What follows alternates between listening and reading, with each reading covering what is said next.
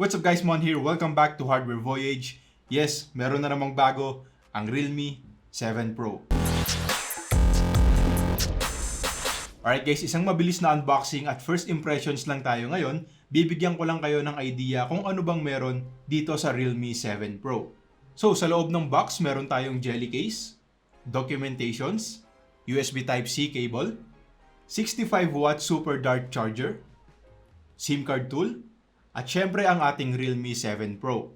Pag-usapan natin yung design and build quality, gawa sa polycarbonate plastic ang likod nitong 7 Pro. Available to in silver and blue at sa totoo lang ang hirap i-explain ng design nito. Tinatawag nila tong mirror space design, makinis at reflective pero hindi glossy. Meron tong matte finish pero kapitin ng fingerprints na overall ay nagustuhan ko dahil simple at eleganting tignan. May rectangular camera module, may vertical line at isang maliit na Realme logo lang.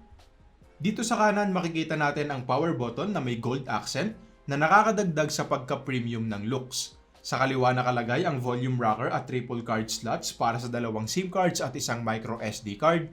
Sa taas meron tayong noise cancelling mic and as usual sa baba natin makikita ang headphone jack, primary microphone, USB Type-C port at loudspeaker na pinartneran nitong earpiece para magkaroon tayo ng dual stereo speakers na may Dolby Atmos at high-res audio certification.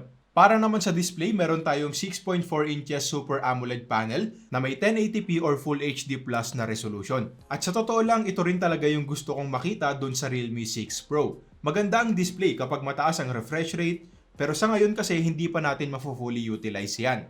Actually, magandang usapan to. Sa mga mid-range phones kasi pipili lang tayo kung LCD panel na may mataas na refresh rate or OLED panel na 60Hz lang. So subukan natin yung pag-usapan sa comment section para naman alam ko kung ano yung gusto ng karamihan sa atin.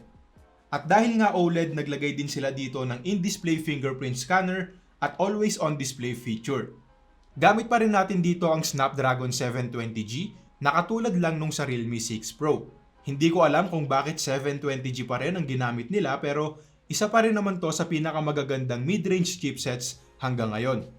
Syempre, apat din ang camera sa likod nitong Realme 7 Pro. 64 megapixels yung main, 8 megapixels yung ultra-wide, 2 megapixels yung macro at depth sensor, at meron tayong maliit na punch hole para sa 32 megapixel selfie cam. Pag-uusapan natin yung image quality sa full review, pero sa ngayon, kayo na muna ang humusga.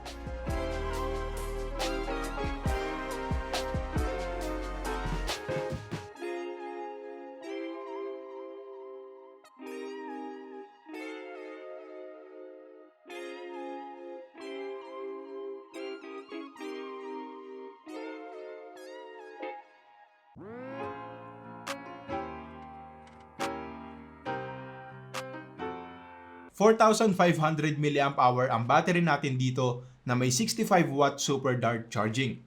Yes, 65 watts na according to Realme ay ang pinakamabilis dito sa Pilipinas. Now, hindi ko na pahahabain ng sobra itong video dahil first impressions pa lang naman ang magagawa natin sa ngayon.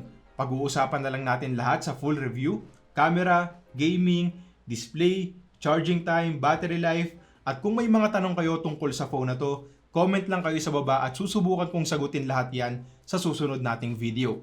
Alright guys, yun lang muna para sa ngayon. Maraming salamat sa panonood at next time ulit. Peace! Guys, pwede ko daw palang sabihin sa inyo kung anong kayang gawin itong 65-watt charger sa loob ng 7 minutes. At tinanong din ako ng Realme kung anong kaya kong gawin sa 7 minutes na yon.